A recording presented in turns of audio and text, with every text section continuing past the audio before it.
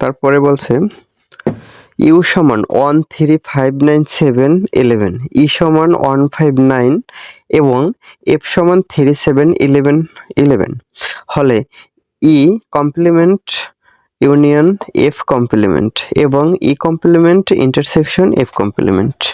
তাহলে দেওয়া আছে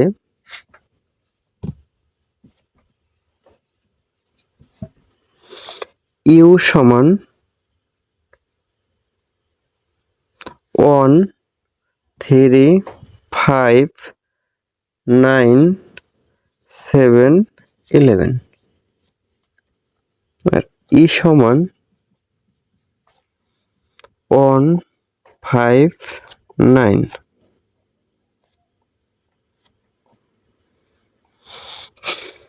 এবং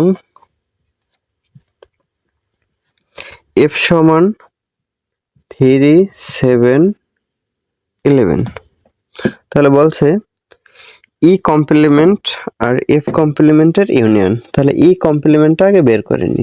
ই কমপ্লিমেন্ট সমান হয় ইউ বাদ ই, মানে ইউ থেকে ই বাদ হয়। তাহলে ইউ থেকে ই বাদ হলে কি হয়? ইউ হলো কি 1359711, তাহলে এটা থেকে বাদ যাবে ই, ই হলো 159।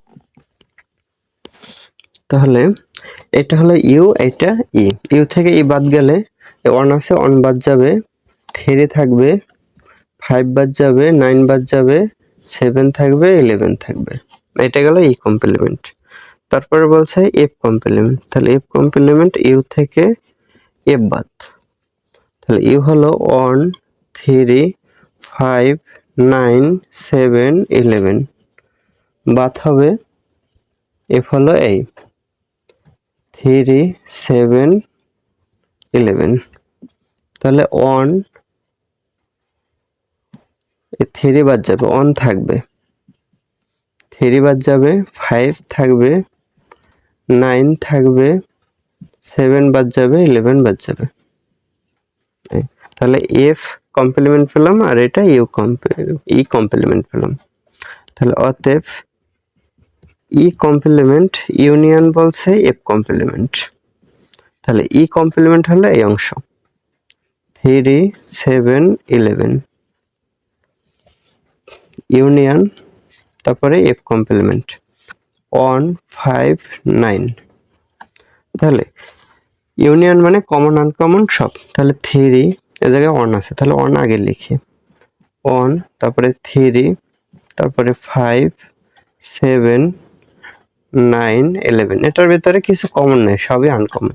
তাহলে যে ইউনিয়ন আনকমন, কমন আনকমন সব আসবে, তাহলে কমন আনকমন সব নিলাম। এইটা একটা অ্যান্সার। আরেকটা অ্যান্সার আছে E complement intersection F complement. তাহলে E complement intersection F complement. তাহলে ই হলো 3711, ইন্টারসেকশন এফ হলো 159। তাহলে 3 ইন্টারসেকশন মানে শুধু কমন গুলো আসবে। তাহলে 3 এ জায়গায় আছে, এ জায়গায় নাই, তাহলে আসবে না। 7 এ জায়গায় আছে, এ জায়গায় নাই, আসবে না। 11 নাই, 1 নাই, 5 নাই, 7 নাই, কিছু কমন নেই, তাহলে কি ফাঁকা সেট। তাহলে এটা হবে কি E complement intersection F complement কি হবে? ফাঁকা সেট।